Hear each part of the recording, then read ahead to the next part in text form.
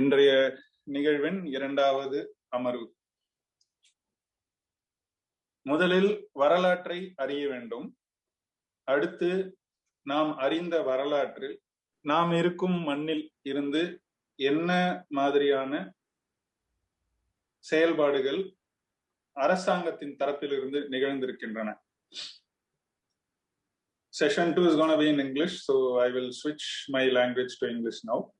So we have understood the long history of the Eelam struggle. So now let's try to understand what was India's part in the struggle and the freedom movement. What has India, when we mean India, the administration, the establishment, Delhi establishment, what was its role in the overall Eelam issue ever since Sri Lanka's independence? Why do we need to understand that?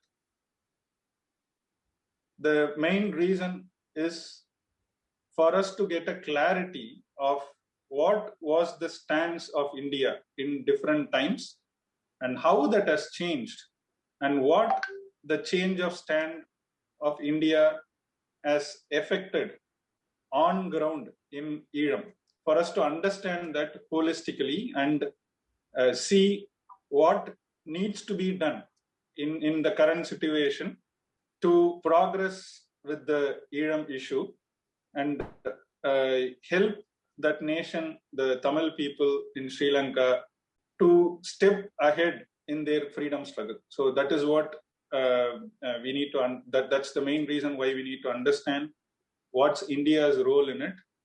So when we were thinking about someone who can really talk and make us aware of what India has done throughout in this about 70 years of history. So we were introduced to Mr. Satya Sivaraman. He resides in Delhi. He basically was a journalist. Currently, he's a health communication specialist based in India. He works across Southeast Asia and South America. Over the last 2 decades, Satya has worked with the United Nations in Bangkok, Thailand, and also for various UN agencies such as the WHO and UNAIDS as a communication consultant. Prior to working on health-related issues, he was a journalist for a decade and a half with various print and television media, including Indian Express, Economic Times, Asia Times, and NDTV as well. So he is also involved in several human rights campaigns in India and abroad. A person who is very well aware and has reported a lot about the Eelam struggle and the Sri Lankan issue and India's stance on that. So we thought he would be the best person to make us all aware of this history, particularly from India's perspective. So we invite Mr. Satya Sivaraman to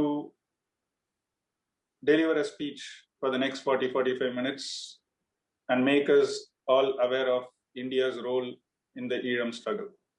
Thank you very much for this opportunity, and it's a big privilege to address all of you. And the speech that I heard from Thiru Sugash Kanakaratnam was also very enlightening, a recounting of the struggle of the Tamil people in Sri Lanka, the Eelam Tamils.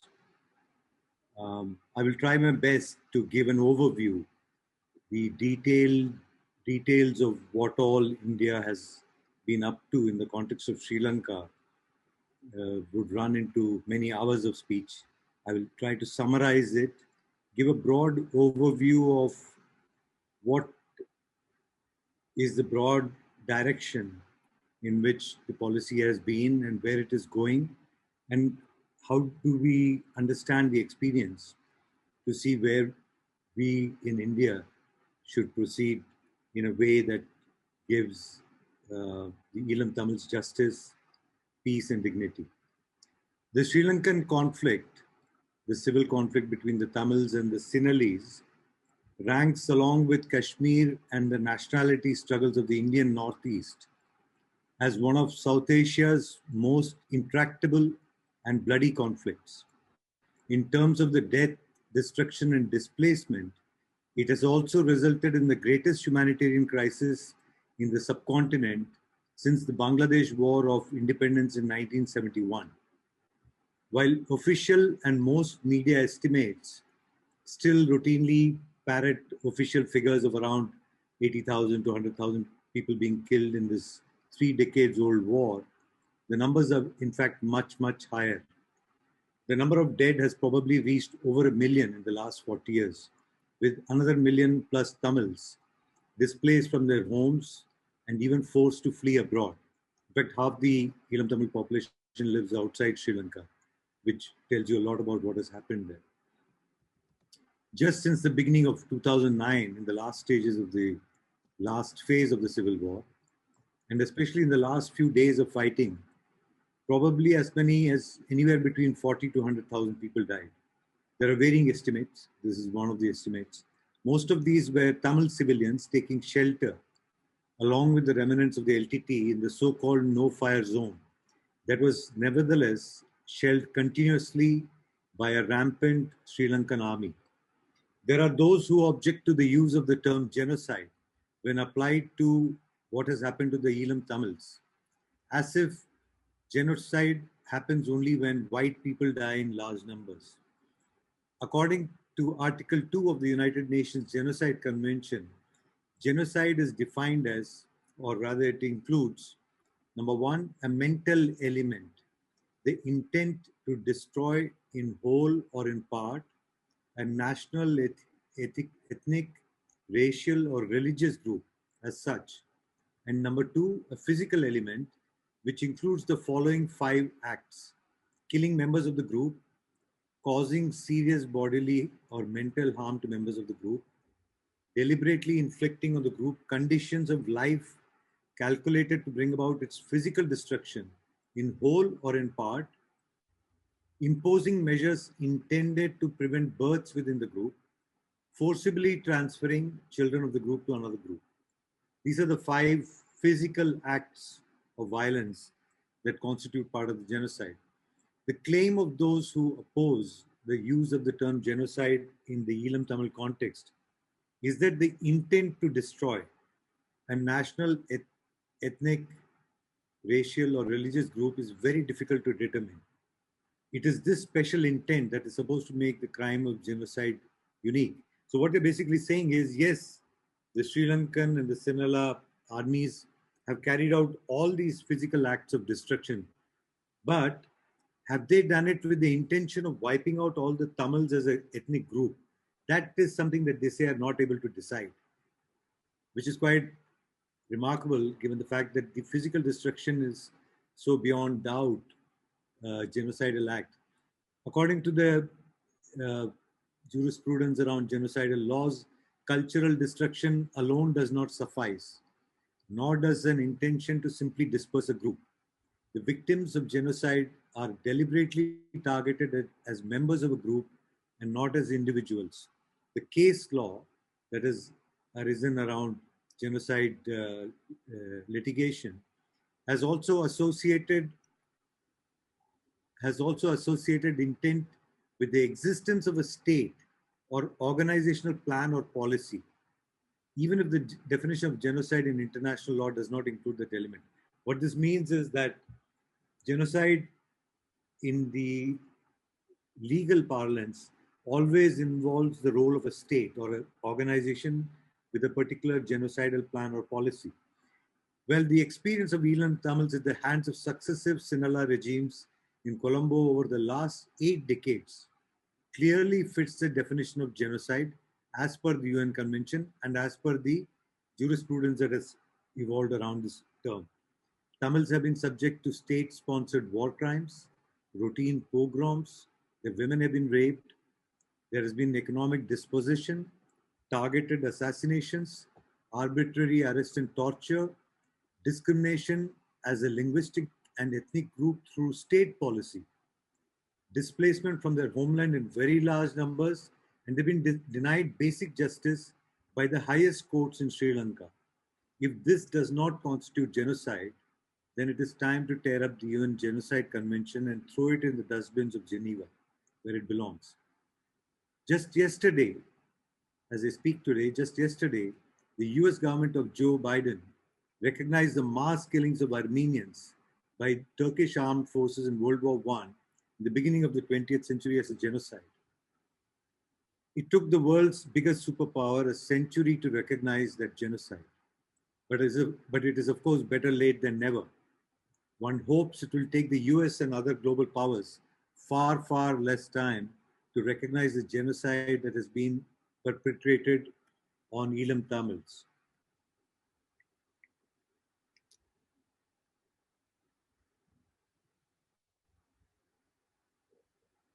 Give me 1 second.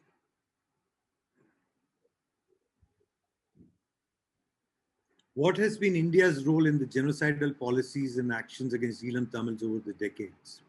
Has there been any one consistent role, or has it been a shifting one, depending on regional or national context, or who is in power in New Delhi?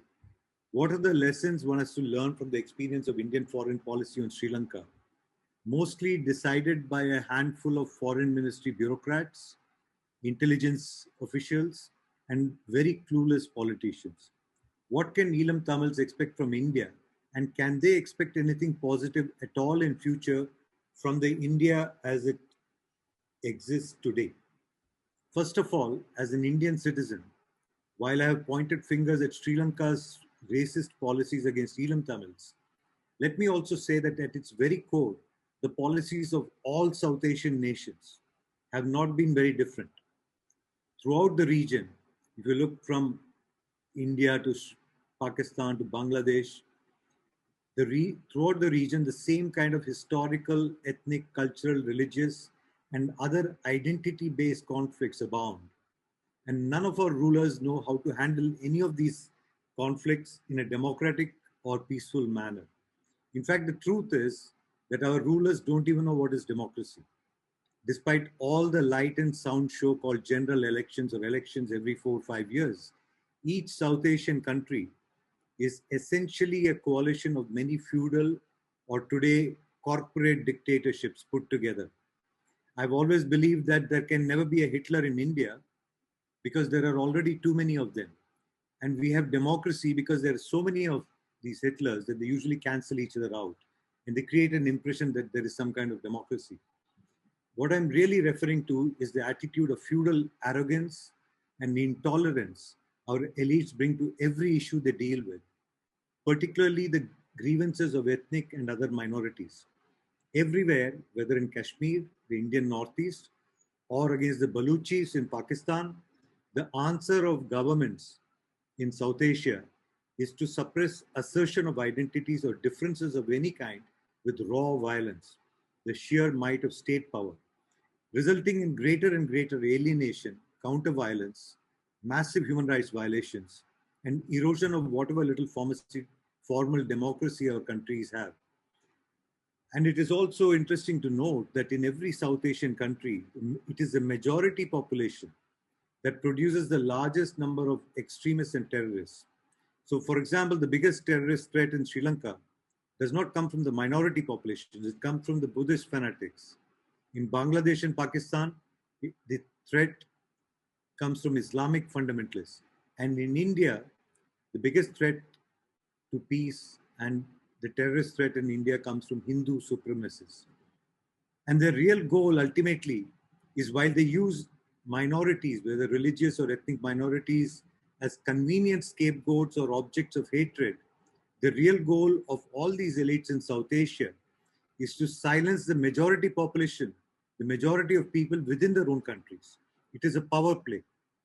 It is not, there is racism, there is religious nationalism, there's majoritarianism, but ultimately, because the majority population is what they want to control, so they point to the minorities as a scapegoat and target them for violence, but the game is really about controlling the majority population. For example, the current regime today in New Delhi follows an openly majoritarian agenda against not just religious and ethnic minorities, but also against the vast majority of Hindus themselves who are not classified as upper caste Hindus. In that sense, India's ruling elite, dominated by the upper caste Hindu, is not very different from the Sinhala elite. Very interestingly, again, both these elites in India and Sri Lanka believe that they are of superior Aryan descent. It is the same idea that Hitler and his Nazi party used to whip up racist nationalist passions among ordinary Germans and carry out their genocide against Jews, and they triggered the Second World War in the process. At the time of Indian independence, India still had leaders who were not aggressively majoritarian and who at least paid lip service to democracy, diversity, rights of minorities, federalism, and upholding the Indian Constitution. You had leaders like Gandhi, Nehru, Ambedkar, Patel, who were at least mindful of the fact that India is a land of great diversity, probably the greatest diversity in the world. Within just a couple of decades, however, these values were set aside and the raw assertion of Aryan, cowbelt, upper caste supremacy took over in every sphere of national life. I don't have to say this in Tamil Nadu because Tamil Nadu is the site of the great resistance against the imposition of Hindi. But I'll come to that later. In the context of Indians' policy on Sri Lanka, this was manifested by two somewhat contradictory approaches. One was a constant attempt to bully the Sri Lankan government to accept India's role as a regional power and as a big brother. The Indian government, right from Indian independence, saw itself as a regional power, and they expected all small neighboring countries to follow orders or follow the line set by India throughout in their global interactions. The smaller countries in South Asia were supposed to be India's underlings.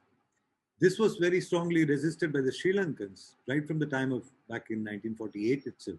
They resisted Nehru. And in this regard, they were absolutely right to do so. They asserted their autonomy when faced with the hegemony of India. And this was the right thing to do. Facing resistance to its attempts to dominate neighboring countries, smaller neighboring countries, subsequently, the Indian government switched to a double policy of appeasement of regimes in Colombo.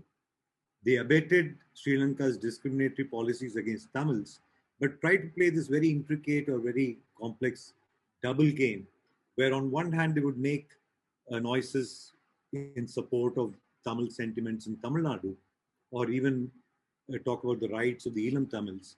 But in practice, they would be constantly supplicating or trying to appease the Sinhala politicians in Colombo. The Shastri Sirimavu Pact in 1964, for example, deprived over 500,000 plantation Tamils who had lived in Sri Lanka for more than a century of their right to Sri Lankan citizenship. They were treated like dispensable pawns in New Delhi's cynical geopolitical calculations. And this is an attitude towards Tamils in Sri Lanka, the Elam Tamils, an attitude towards Elam Tamils that has characterized India's policy on Sri Lanka ever since. The Elam Tamils, let us make no mistake, have always been pawns as far as the foreign policy from New Delhi has been concerned. As part of its double-faced policy, India continued to meddle in Sri Lanka throughout the 70s and 80s with the sole intention of subordinating Sri Lankan governments, as well as catering to petty electoral considerations in Tamil Nadu. This was not out of any concern for either sentiment in Tamil Nadu or the justice for Elam Tamils. It was purely for petty electoral reasons. And for the other reason was to try and bring Colombo to heel. India backed the armed Tamil militant struggle for some time, using it as a bargaining chip with the Sri Lankan regime. It was never serious about creation of a Tamil Elam, given that it had its own problems with numerous nationality struggles within its own borders, from Kashmir and Punjab to the northeast. What New Delhi did not anticipate, however, that the Elam Tamils were not ready to be India's pawns and had their own ideas about their future and that of Tamil Elam. I will not go into the details of what happened with the IPKF fiasco or the tragic consequences that followed, as all that is very well known to all of you. In the case of India's role in the last period of the civil war in Sri Lanka, the motive was clearly one of pure revenge against the LTT and the entire Elam Tamil movement for daring to defy New Delhi's attempts to control and subordinate them. Not only did India not make any attempt to stop the genocidal actions of the Sinhala government of Mahinda Rajapaksa, it actually openly assisted the military efforts to finish the LTT. In the words of one scholar, I'm quoting, after 2007, India began to abandon its rigorous non-involvement approach. India claimed, I'm just sort of giving background, India had claimed that it was not involved in the politics of Sri Lanka and just wanted peace. And this scholar is saying that India abandoned its non-involvement approach and started to take an indirect but highly significant role in the military conflict.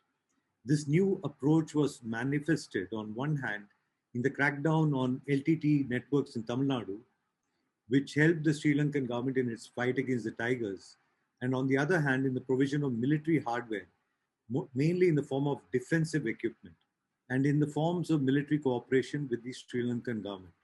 The Indian Navy, in particular, for example, played a role in providing the intelligence which helped the Sri Lankan army to stop the Sea Tigers, which are the naval force of the LTT, which played a big role in turning the entire war in favor of the Sri Lankan army. Despite the repeated calls for a negotiated political settlement of the ethnic conflict, it seems that India at a certain point started believing that the military solution adopted by Mahinda Rajapaksa was the right way to deal with the LTT. As one expert in Delhi is quoted as saying, so the policy is, he's saying about the Indian policy, the policy is, we will help you eliminate the LTT, but make sure that you keep the Tamils' rights intact. This was the Indian government's policy back in 2007 to 2009. After the end of the war, India also diplomatically supported Sri Lanka in international forums. On May 28, 2009, a special session of the UN Human Rights Council was held to investigate the reported war crimes and atrocities committed by the Sri Lankan armed forces. Two motions were discussed, one requesting an international investigation and the other one elaborated by the Sri Lankan government, which urged the international community to support Sri Lanka's reconstruction efforts. The latter motion, which welcomed the liberation of Sri Lankan Tamil civilians from the clutches of the LTT, but did not mention the shelling of civilians, was ultimately approved. Not only did China, Russia, Pakistan, and several Arab and African countries support this motion, but India also voted for it. So, in effect, the Indian government, even after the big massacre of Mulai Vaikal and all that had happened in Sri Lanka, continued to support the Sri Lankan government in international forums. Not very far into the future, I believe, when Sri Lanka's leaders are brought before the International Court of Justice, the sordid role of India and other foreign governments that provided logistical, financial, and political support to Sri Lanka in their war crimes against ordinary Elam Tamil civilians will become fully known. India was not alone. And in fact, when it is claimed that it's the Sri Lankan government that defeated the LTT, the fact is it was the Sri Lankan government along with the Indian government, with the Chinese, with the Pakistanis, the Israelis, the Iranian support. So it was not just the Sri Lankan government fighting the LTT. It was a coalition of 5 or 6 governments. And given the global climate at the time, where the US had declared the LTT as a terrorist organization, and all the background also mattered. Well, the fact is that over the last 3 decades, India has been in a very peculiar position in terms of its Sri Lanka policy, because it has been unable to achieve any of its ambitious objectives of either subordinating the Sinhala regime or the Elam Tamils.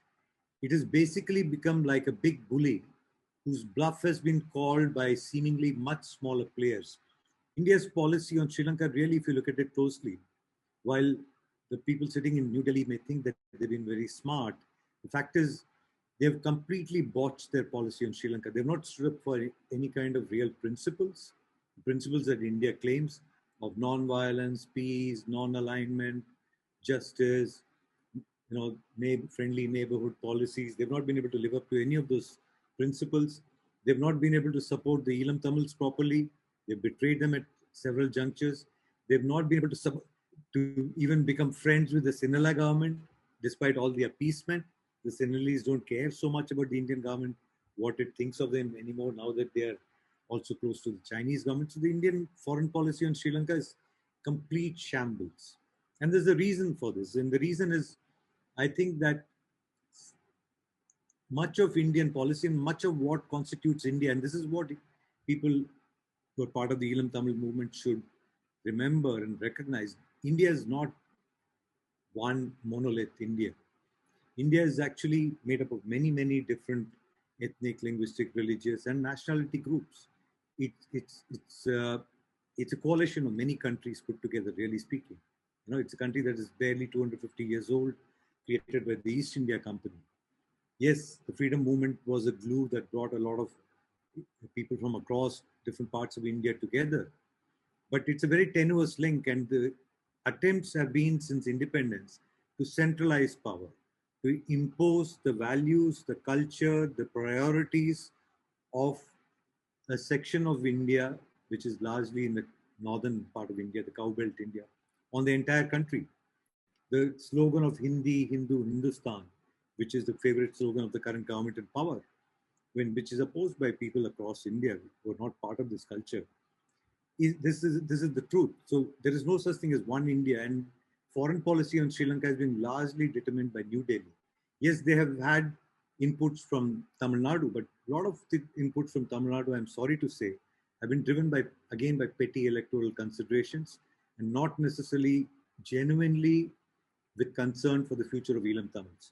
So we are in a very complex situation here. And as background, I would like to mention that Indian foreign policy needs far greater inputs from not just Tamil Nadu, of course. It requires a far greater input from Tamil Nadu. Foreign policy on Sri Lanka should not be decided by bureaucrats sitting in Delhi. They know nothing about what's happening in Sri Lanka. And they need to look at the Sri Lankan issue as an issue that is of great importance to India, not from the perspective that, one of the perspectives that has always been of concern to New Delhi, because they're paranoid about what's happening within India with all the assertions of demands for autonomy or demands for respect, for dignity by different sections of the Indian people themselves. India is also in name a federal republic, but it is actually closer to a unitary state. It is not as bad as Sri Lanka is, but it is getting pretty close. It's still a very centralized state. And I think that the struggle for whether it's Elam, the Tamil struggle, or any nationality struggles, not just in Sri Lanka or India, even in Pakistan or Bangladesh or wherever, because the fact is that if you look at the international law, the right to self-determination is one of the most fundamental laws in all international law. It's an absolute law. The right to self-determination is the foundational law.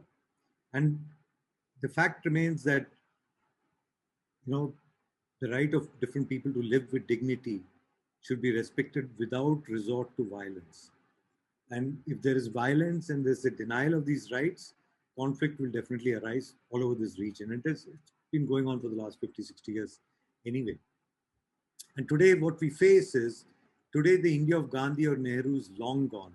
And instead what we have in India, unfortunately, is the India of Nathuram Godse. The government of Narendra Modi represents the peaking of the sentiment of Hindi, Hindu, Hindustan. All of India, in their view, should be subordinate to the culture of the Gangetic Plains. Nobody else has a history, a culture of civilization, or the right to live independently with dignity. I'm exaggerating this a little bit, but it's not a very big exaggeration. This is how it is going. Everything that was wrong with the previous Indian regimes is now available in a concentrated form in this Hindu supremacist government. What we are dealing with in India today is the Gujarati version of Mahinda Rajapaksa. Make no mistake about it. This is a regime that will also not hesitate to carry out a genocide within India, if needed, to establish its goal of Hindu Rashtra, which is similar to the Sinhala Rashtra that is being established in Sri Lanka. It is an irony of history that the wily Sinhala politicians over the decades have become the inspiration for Indian politicians who are turning India into a carbon copy of Sri Lanka. Unfortunately, what this means is that the future of India looks very similar to the past of Sri Lanka. In that sense, the quest of Elam Tamils for peace and dignity is intricately linked to the struggles for peace and dignity of the Indian people themselves, which is possible only with the establishment of a truly democratic and federal India, what I would call a United States of India. And I would argue that what we need actually is a United States of South Asia, because this whole region is one people, really speaking. We are very, very similar to each other, both in our virtues and our vices. We're the same people. All these national borders really mean nothing. And what we need is a United States of South Asia. We share similar problems, and we should jointly fight for a shared future that truly respects diversity, decentralization of power, and the right of every nationality to live on its own terms. The fight of Elam Tamils is the fight of all oppressed nationalities everywhere in South Asia and even around the world. The fight of Elam Tamils is not the fight of Elam Tamils alone. What they're fighting for is a very fundamental principle, and this requires, and this also calls upon people who support the Elam Tamil movement to support nationality struggles around the world, wherever it is. Because this is a fight for a very fundamental principle of humanity itself. It is not a struggle of a small set of people in one corner of the planet. Everywhere in the world, and there will be support. The only key thing in the struggle is that these nationality struggles that we are talking about, whether it's of the Elam Tamils or within India or in Pakistan or Bangladesh or Palestine, they have to uphold principles which are superior to the values of the people we are fighting against. The nationality struggles, the national independence liberation struggles cannot be a mirror image of the Sinhala races or the Hindu supremacists or the Islamic fundamentalists. We have to come up with a vision which is superior morally, administratively, politically, economically, culturally to that of the people we are fighting. We cannot become a carbon copy of the people we are fighting. Otherwise, we'll fail. And I think that I mean, as Thiru Kanakaratnam very well put it in his party's view, Sri Lanka should be a nation, one country, two nations. And I think that South Asia can become a similar one country, many nations kind of concept. And I think that if in Sri Lanka that is achieved, it will become an inspiration for the rest of South Asia also.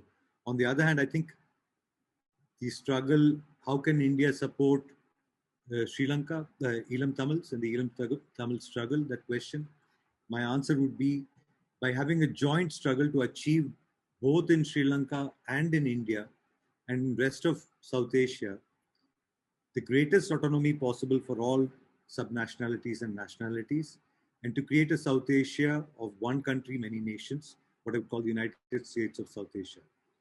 Thank you very much.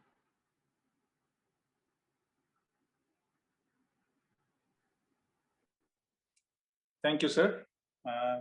That was a brief, good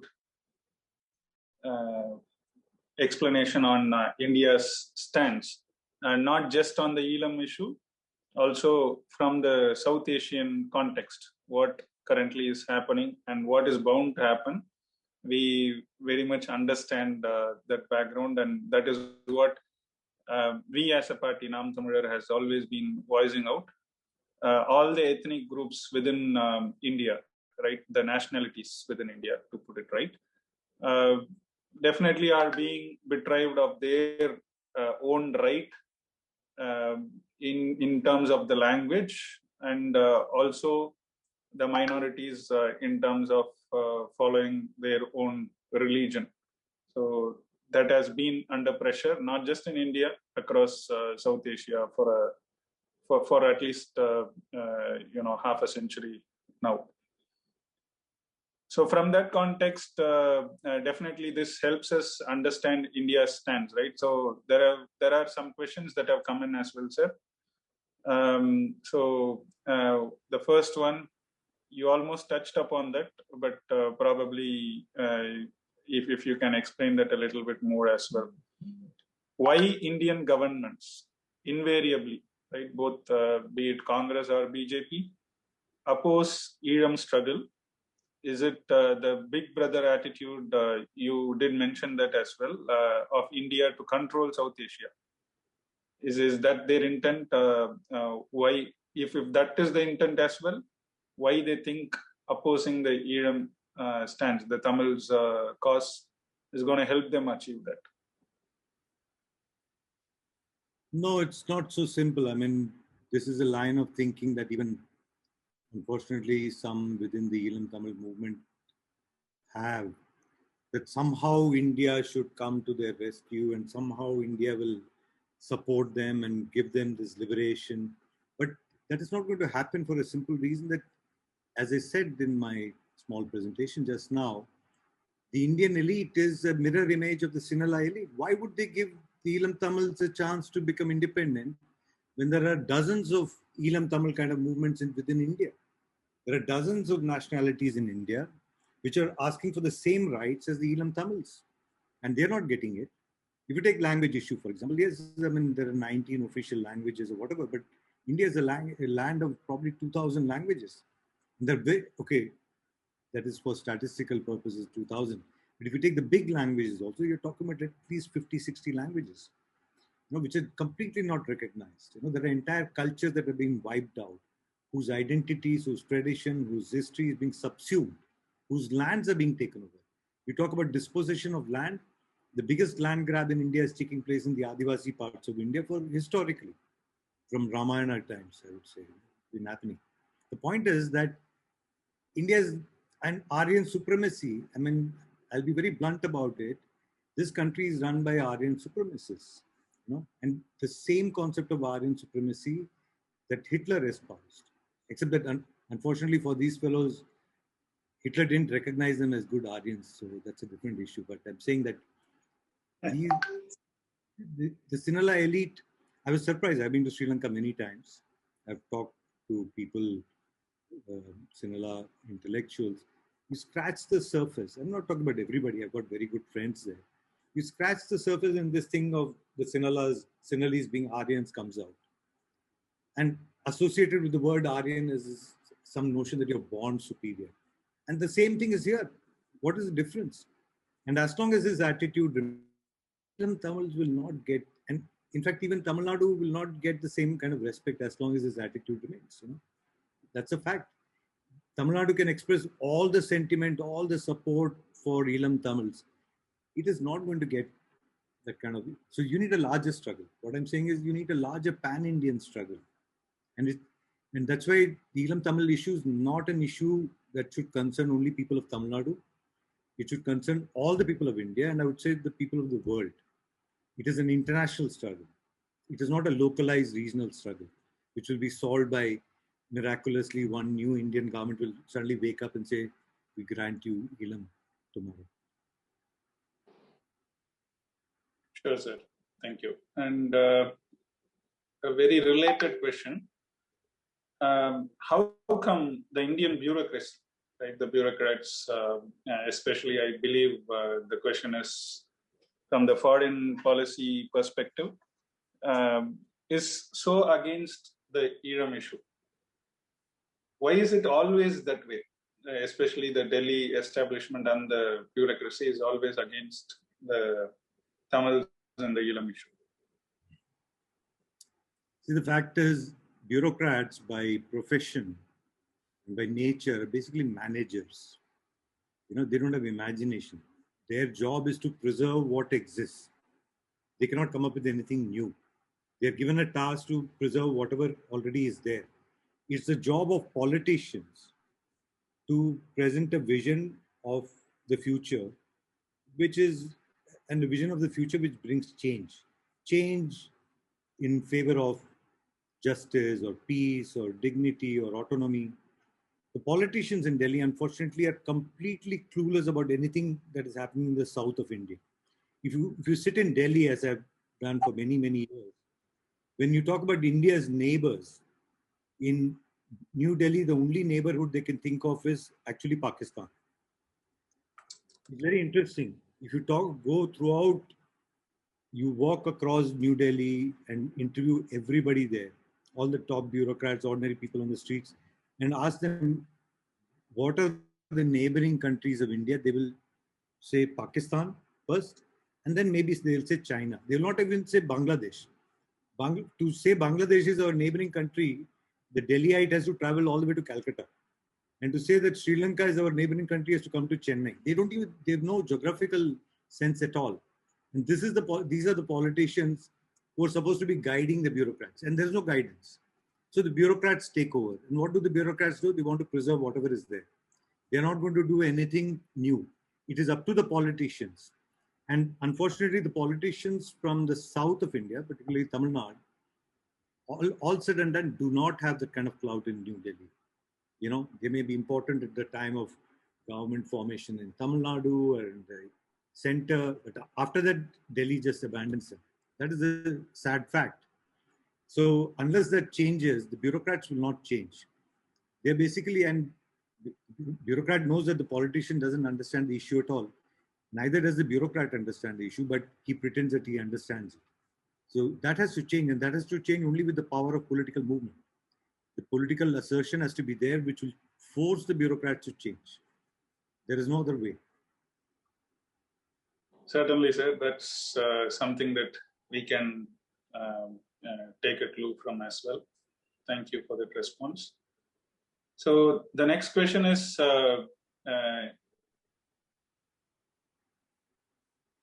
external affairs policy, the foreign policy, what will change that towards Tamils in Sri Lanka? I think that almost your earlier response addressed that. But typically the question goes like, what shall we do, or what should be done from Tamil Nadu as a citizen to protect the interest of Tamils in Sri Lanka? What as citizens we can do?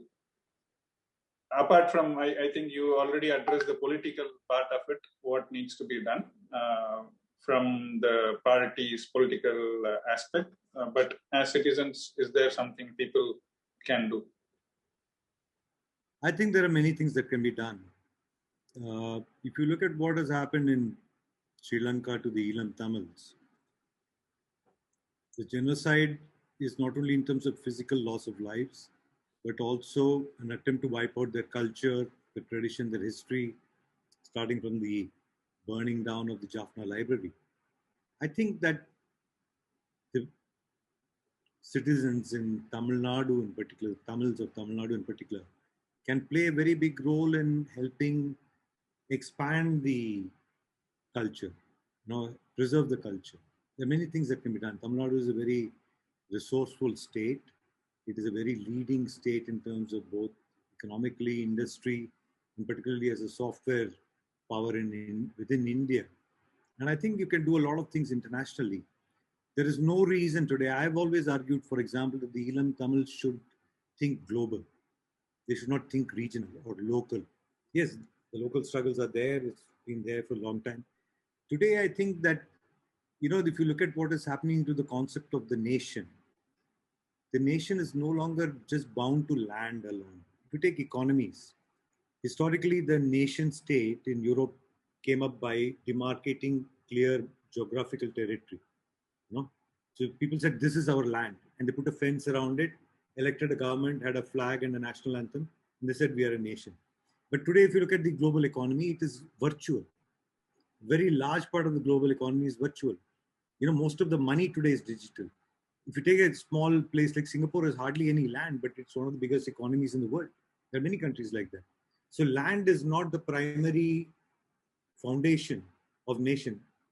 Land is essential, but it is not adequate, I would say. If you want to create a new nation, you have to explore the possibility of creating a nation that is part physical, part virtual. What that means is that you have to create There is nothing that stops the Elam Tamils from declaring independence right now. Declaring independence means, okay, that part of Sri Lanka which is yet is under military control of this Sri Lankan army is one part of the story. But the whole world is yours. I think that, you can have uh, an entire, Tamil Elam universities, you can have Tamil Elam medical services, humanitarian services, sports teams. There's nothing to stop you from behaving like a nation.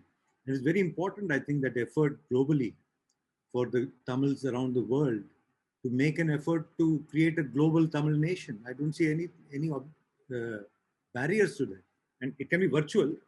Start virtually, and I'm just giving an idea because I was asked what can be done. I think that there's no barrier to declaring yourself as a nation at all. Today, they're launching. If you take this whole phenomenon of cryptocurrencies, this is the fashion right now. Small sets of people are sitting and declaring that this is a currency and it's being accepted. It's not governments alone which are declaring currencies. Any group of people are doing it. We are in a very different era. I would argue that today is an era because of the explosive change in technological uh, developments. I think that we need to look afresh and think in more innovative ways. We cannot think of the nation state as we used to think about it even 10, 20 years ago. We have to look forward to creating a new kind of nation. And I think Tamil Nadu can play a big role in that because there are extremely capable people here. And we have to think global. And at least in the Indian context, we have to think of what we can do across India also.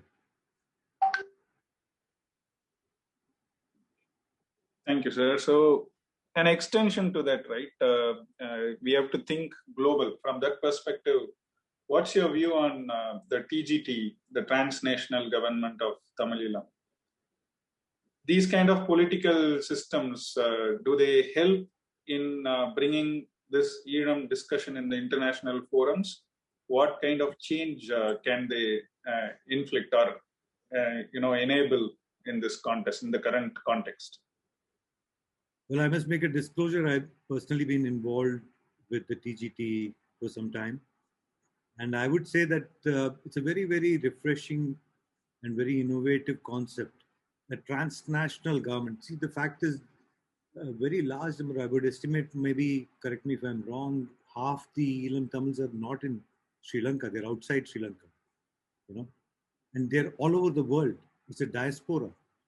So the issue of what happens to these people, they lose their right to do politics, they lose their right to involve themselves in the struggle which is happening in Sri Lanka. Yes, the people on the ground are the primary movers of politics of Tamil Elam. But the Elam Tamils who were forced to flee, they didn't go voluntarily. They were forced to leave their country. They're refugees, virtually landed up with nothing in their hands. But they are today a global force. And I think that the TGT concept brings together this diverse set of people and gives them some kind of one platform, because there are many other platforms, and I think all these platforms should work together. No one platform has a monopoly over the politics of the diaspora.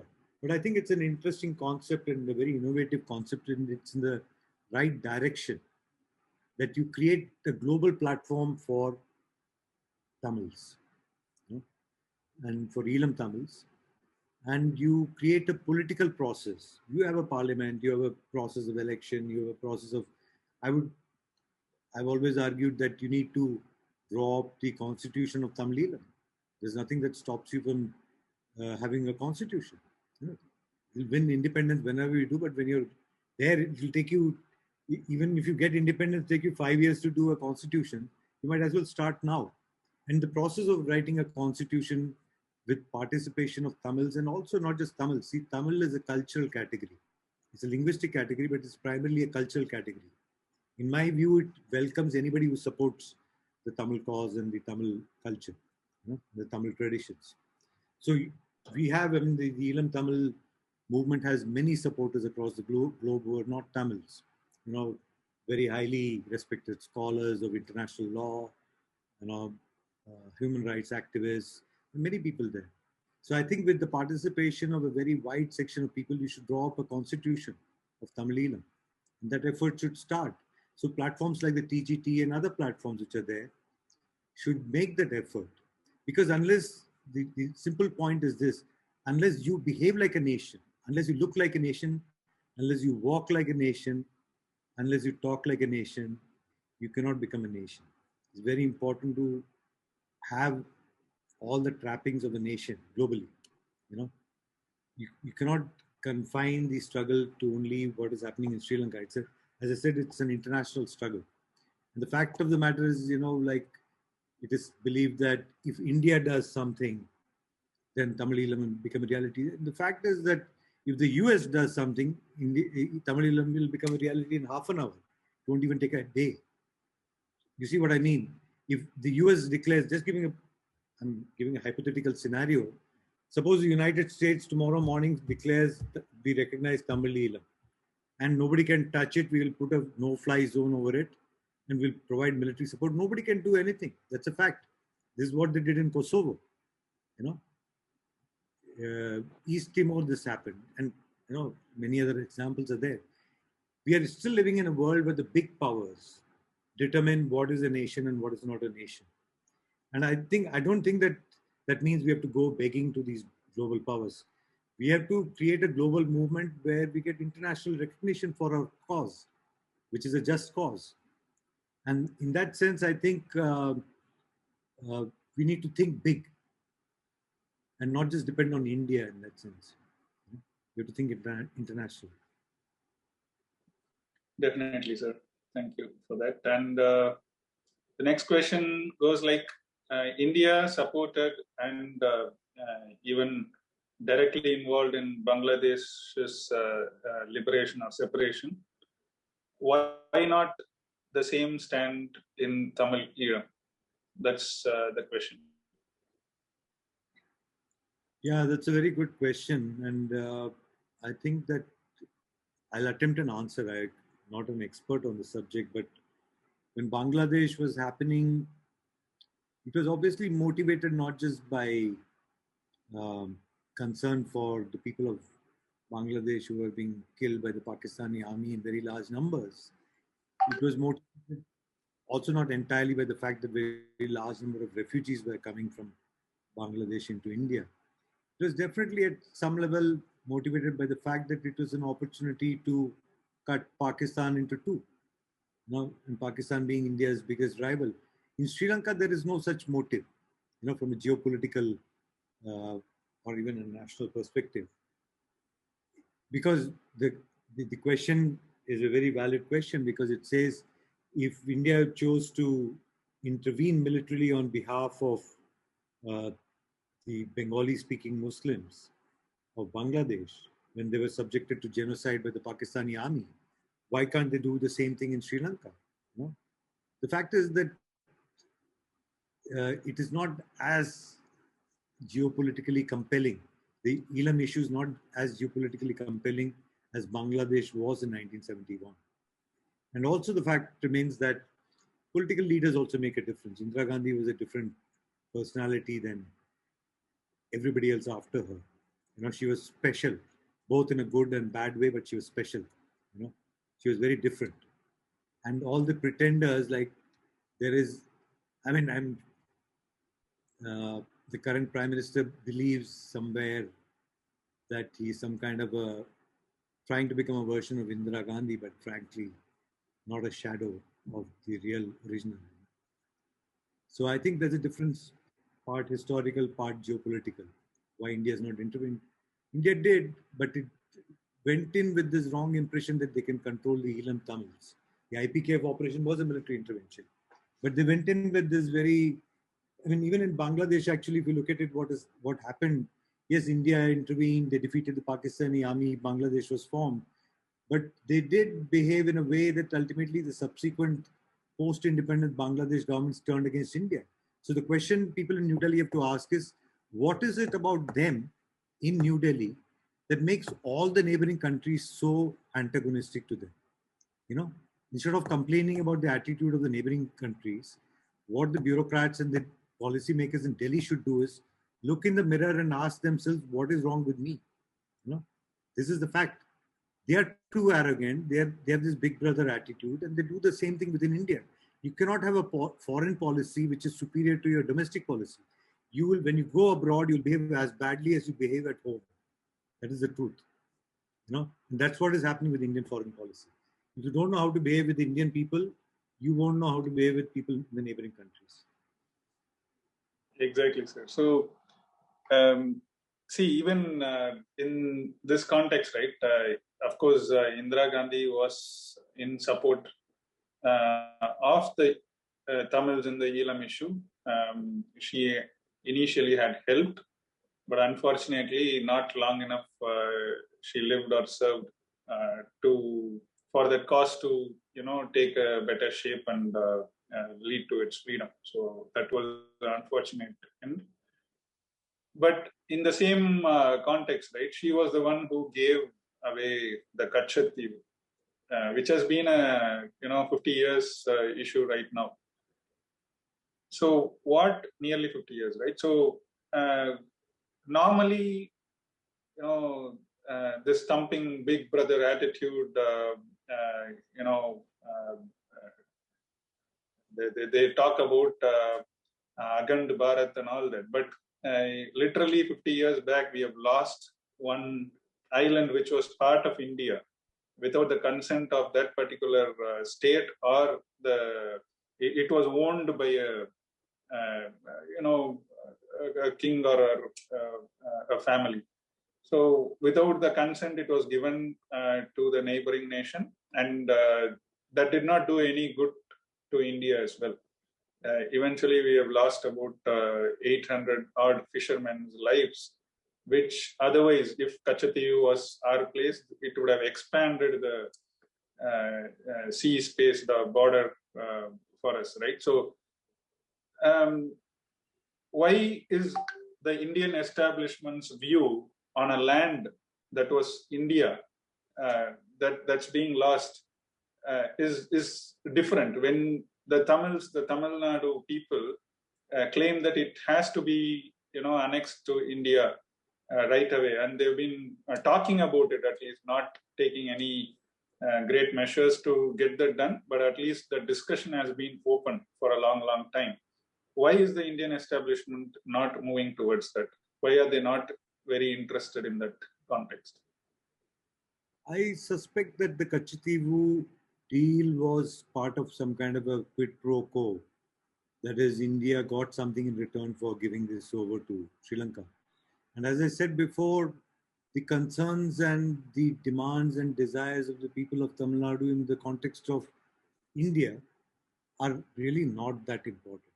Sitting in Delhi, Tamil Nadu is one more state out of 29 states in India. You're not that important. I'll put it very bluntly. What India consists of really is a few states in India, in some parts of India. Cowbelt India is India. Rest of India is outlying areas. We are still running the model of the Mughal Empire.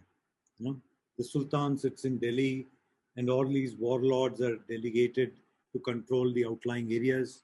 Once in a while, they come to appease or they come to suppress. But beyond that, they're not interested. So yes, people of Tamil Nadu can make a lot of noise about Kachativu. It's not going to move Delhi so easily. That's what I'm saying. Because for them, the neighborhood is Pakistan or China. It is not south of India, east of India. Luckily, there's no neighboring country on the west of India, of Bombay. Otherwise, they would also be neglected, perhaps. I'm not sure. But this is the truth. The problem is with the model on which India itself is run. We assume, we talk about the constitution, we talk about democracy, we talk about all the rights enshrined. We are making a mistake. These are all ambitions, they're not realities. The Constitution of India is an ambition. We want to implement it. It has not been implemented. Democracy is an ambition. It is not a reality. We are working towards it. And that's a struggle. And it's a good ambition to have, but we should not make the mistake of assuming that what is supposed to come in the future has already come. It has not yet come. So we should be realistic about our expectations also. We should not be innocent, too innocent. Definitely, sir. So, from the Sri Lankan context, the Chinese presence, right, increasing Chinese presence, I think more since 2009, in terms of infrastructure projects, owning some ports within Sri Lanka. So, is that kind of a security threat for India or India's sovereignty? Could they even attack? That's what a lot of people presume, right? It is easy for China to attack from the south as well. So is India is in that kind of a risk?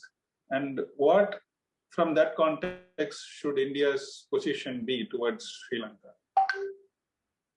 Well, the fact remains that there is today, if you look at it very neutrally, there is much greater Chinese presence in India than in Sri Lanka. You know, on the borders, they've taken over land, which you cannot get them off. Yes, there has been some deal. Look at the economic impact of China. China is, I mean, walk around any city in India, most of your products are Chinese. Every mobile phone, I'm sure 90% of the phones being used to participate in this conference are Chinese phones. The Chinese have penetrated because they become an economic superpower. See, and in one sense, yes, there's a geopolitical aspect to China's expansion, but one must understand it. China historically has not been an expansionist country. What the Chinese have said right from the time of 1949, when, or even from before, they basically say that in terms of territory, they want to reclaim whatever the Chinese emperor had.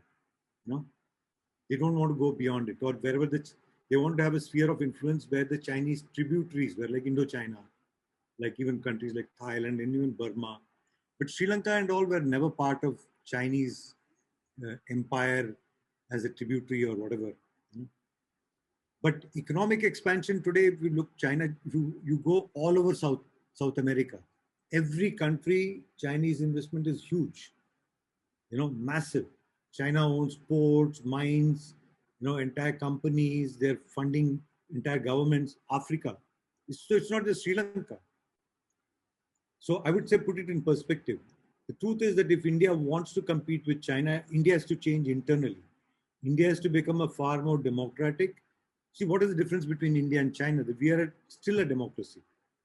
You have to deepen this democracy, strengthen this democracy, not treat the Indian people as, you know, as some kind of bunch of children you have to monitor and control. The Indian people are capable of achieving much more than what the Chinese have done. But you have to give them the respect, dignity, and freedom. And you have to invest in the people of India. This constant attempt to compete with China without looking after the welfare of your own people. Today, people in New Delhi, the capital of India, are struggling for oxygen, and you're claiming you're going to compete with China. Please look after the people of India first, then compete with China. You know, and as I said, whatever the Chinese have invested in Sri Lanka, yes, if they put money in, they'll want political influence also. That's true of any businessman. You don't have to be China. If I'm a big business, if I'm Ambani or Adani, I'm putting money into something, I want political influence also. So you don't have to be Chinese. Being Ambani is enough. So the point is that it's a natural process. So India should have a much more intelligent strategy. You should not constantly be doing. There are people in the so-called defense analysis strategy establishment in Delhi who make a living out of constantly pointing, Chinese have come here, Chinese have come there. Yes, they've come there. I mean, China is your neighboring country. They don't have to come to Sri Lanka to attack you. Today, look at the technology of warfare. You don't need a single Chinese soldier to enter your country to take over India. Everything is drone technology. They'll bring down your entire communication network in half an hour. You are the most vulnerable cyber security systems in the world. You have nothing. I don't know if you saw the report the New York Times had last year at the height of the tension between India and China. The Bombay electrical network crashed and is believed to have been brought down by Chinese hackers.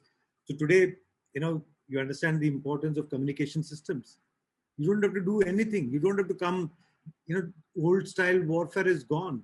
You don't need, some secret troops of Chinese soldiers hiding in Hambantota and then swimming across the sea and taking over Tamil Nadu. It doesn't happen like that.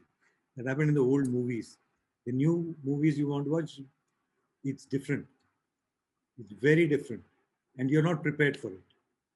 So let's talk. Yes, China, if it wants, it can become a threat to India. Yes.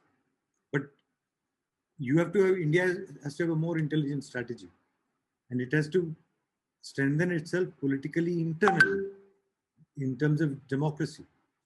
You know, and India is to become the inspiration for countries around, including China. Take China, for example. What is China's biggest problem? Yes, it's an economic superpower, military superpower. But what about Tibet? What about the Xinjiang province? You know, and the rights of the Tibetan people should be supported by everybody in South Asia. The rights of the people of Xinjiang should be supported by people in South Asia, because they're all genuine struggles of people with clear identities, clear histories, which are being violated by a super state called the Chinese state. So in that sense, the funny thing is that the Indian state and Chinese state look very similar to me. You know, they're not very different. One calls itself a democracy, one is an obvious dictatorship. But I don't see the difference in practice. So China has already taken over India right in New Delhi, because we are run by a Chinese mindset in Delhi. Definitely, sir. So it is very similar, right? Sri Lanka's handling of Tamils, India's handling of a lot of nationalities within India, especially Kashmiris, and similarly Chinese handling of Tibet. All are very similar, right? From that context, I think at least politically, Tamils still have a long way to go to force the Delhi establishment to act in their favor.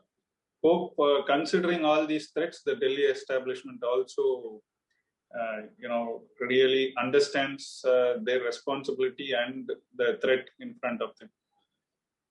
From that context, right, adding to that, what is your expectation? I know you spoke about the political context, how the political parties within India, Tamil Nadu, can at least pressurize to change the view globally or of the Delhi establishment and make some progress in this Eram issue in Sri Lanka. So what specifically for a political party? You can even take Nam Tamizhar in this context. So what you think needs to be done from Tamil Nadu to progress positively towards the Eram liberation, or at least the basic freedom what the people deserve there. As I said earlier, the issue of Elam Tamils and Tamileelam is closely linked to transformation of India itself internally. And there, the political parties of Tamil Nadu can play a very important role. And Tamil Nadu in particular is a very important state because it's the only state in India which has actually asserted its identity, its autonomy. It has actually fought for federalism for a very long time. It has fought for implementing the principles of the Indian Constitution. So in that sense, and it's a state which has undergone internal reform within Tamil society. Tamil society today is not the same as it was 80 years ago. It's a very different society. The whole Dravidian movement, the assertion of the rights of people within the Hindu social order, it's a radically different state. And I believe that it has to act as a beacon of inspiration for the rest of India.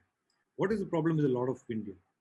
Is that much of India is still unreformed socially, in terms of their internal structures.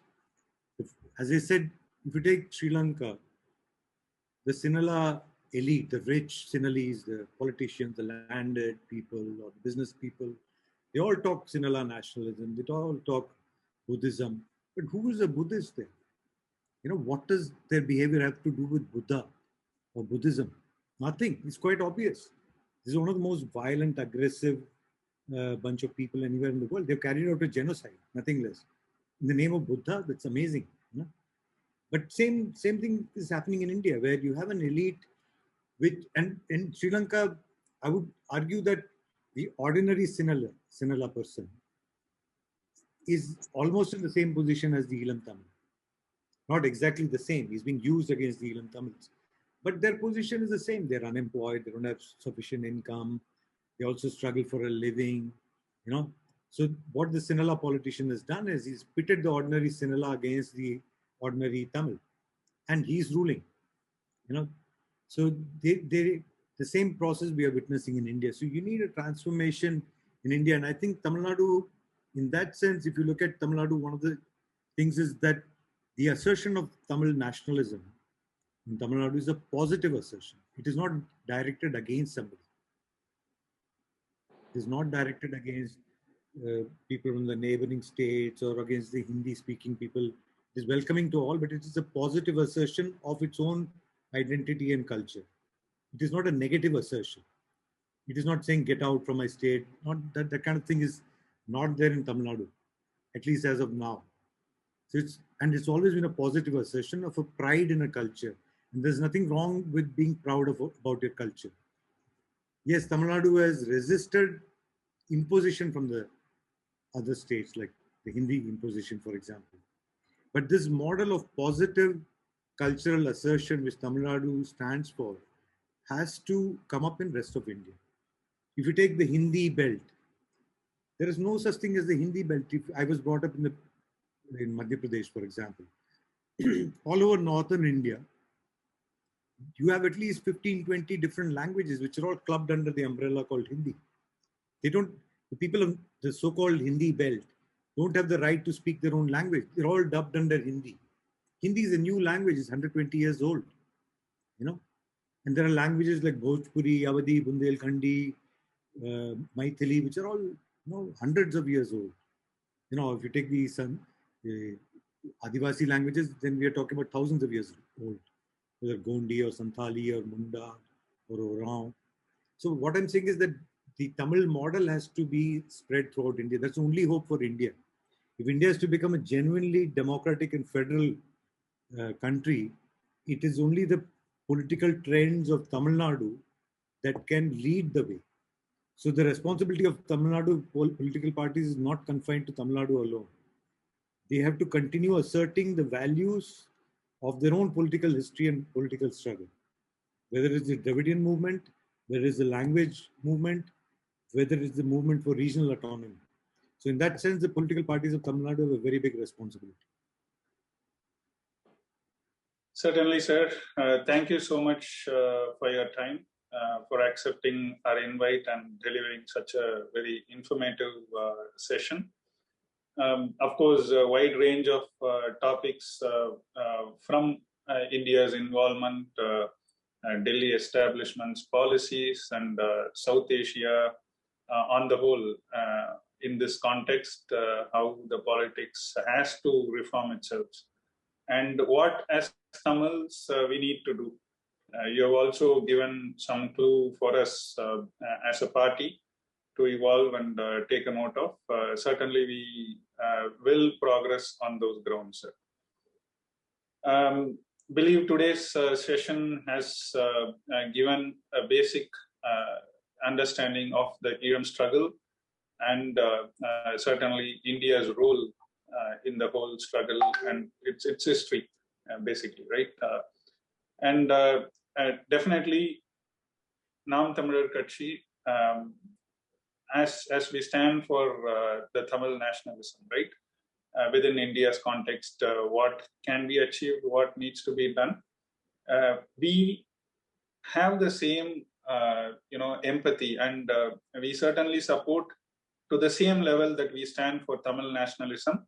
We stand for, other nationalities as well, like Telugu nationalism for the Andhra and Telangana people, Malayali nationalism for Kerala, Kannada nationalism for Karnataka, Punjabi nationalism, and take it for every nationality within India.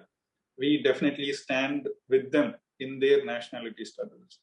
The only difference we see is, at least from the political landscape of those particular states, they at least have predominantly the control of their economy and political leadership within which is with them in their nationality interest, which definitely hasn't been the case with Tamil Nadu. There is a lot of difference in that aspect in Tamil Nadu, which is what we are fighting against, basically. And certainly, we on and off, right, based on the need, we handle these kind of crises. We try to bring people of different nationalities together whenever we get an opportunity. Even in last November, December, we conducted a human rights event for the Human Rights Day, where we brought in all the nationalities representatives, people who are involved in the struggle on the ground, to voice their views on their nationality struggle. So certainly, beyond the politics of the state, the electoral gains, because there is nothing that we are going to gain by conducting a session like this, because the election is also done. So it is genuinely as a party, Nam Tamizhar Katchi's interest in bringing about awareness for everyone. That's why we are conducting this session in English as well, because India's role needs to be understood by people beyond Tamils. Others also need to understand what's going on, right? And we definitely, beyond our politics and electoral gains and all that, we stand in solidarity with the Tamil Elams because we consider they are our kith and kin, right? So we definitely stand with them. And honestly, we will make some progress in what, as a party and as individuals in the Tamil society, we can do to progress positively. And someday we aim to have a separate Elam state, which is our one of the main motives as well, our vision. And definitely a mission will be accomplished with these kind of inputs we get from experts in this panel. So again, thank you very much, sir, for your time and giving a very informative speech here. Hope it helped a lot of people who have attended this session. And this session will be put up on Nam Tamizhar Katchi's YouTube, Facebook, and the Twitter handles. So people who ever missed can go and watch in those channels. Thank you so much. We will again connect next week with a different topic on a different panel. Thanks everyone for being part of it. Nandri, Vanakkam. Thank you.